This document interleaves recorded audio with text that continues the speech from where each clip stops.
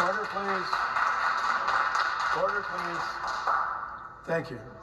Now, the member for Ottawa Centre has given notice of dissatisfaction with an answer given by also the Minister of Long-Term Care.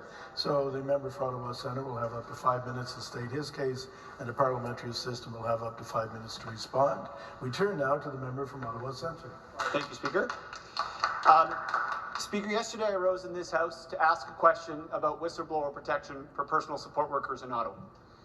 I asked the question because it was covered in our city's biggest newspaper that personal support workers, fearing for losing their jobs, talked anonymously to a reporter. And sadly, this is a trend. This keeps happening. And since we started talking about it through our various MPP channels, personal support workers have been approaching me.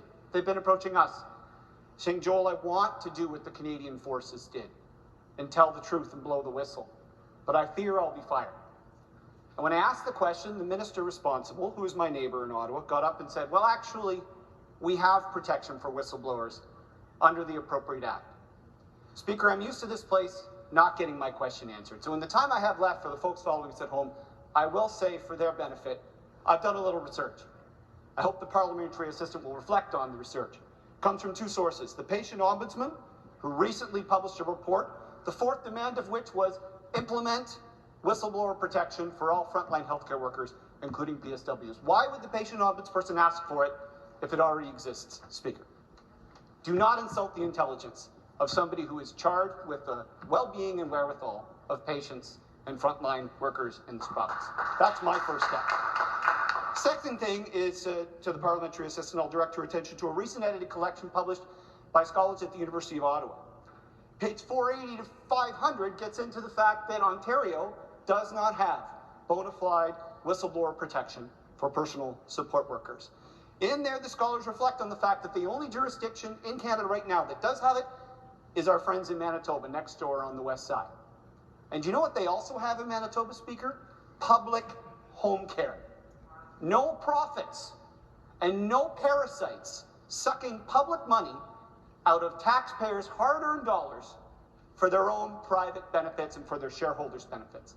The people of Manitoba have built an example, Speaker, we should follow. But we need to have all the information at our wherewithal, Speaker, to be able to know what's going on the ground. 60 to 70% of long-term care and home care is done by personal support workers. So I picked up the phone and I called my friend Lynn Steele, who's the CEO of the Canadian PSW network. And I said to her, Lynn, the minister told me today that there's enough protection, that everything's good, that PSWs don't need to worry. They should come forward, in fact.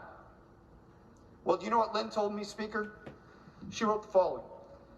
As a PSW myself in the home care sector and previously LTC, I can attest that there is definitely a fear of whistleblower repercussions ranging from management and administration to co-worker backlash, including increased micromanaging, biased performance reviews, and even bullying tactics. I have been a victim of it myself. She sent out a survey.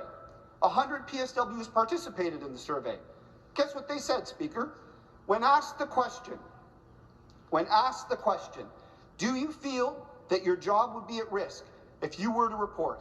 66.7% said yes, 16.7% said maybe. When asked the question, do you feel you would be bullied or reprimanded for speaking up? 76% said yes, and 16% said maybe. That's from the front line.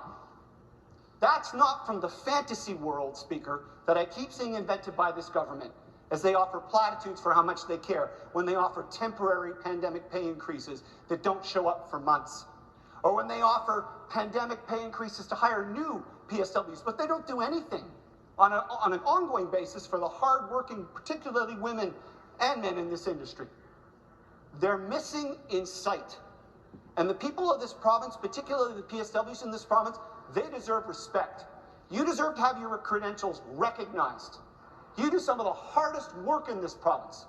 And do you know what this government's top staffers did back in March, Speaker? I spoke about it earlier today. Many of them, 4 of them that I've seen recently, went to go work for the big for-profit companies as lobbyists. In the middle of March and April, when PSWs were busting their guts, trying to keep people alive, top staffers in this government went to go work for Extendicare and Revera and Chartwell. Shame on all of you for even daring to pretend that you support PSWs. You're not fooling anybody here. Whatever rhetoric you spout back at us tonight, no one's fooled.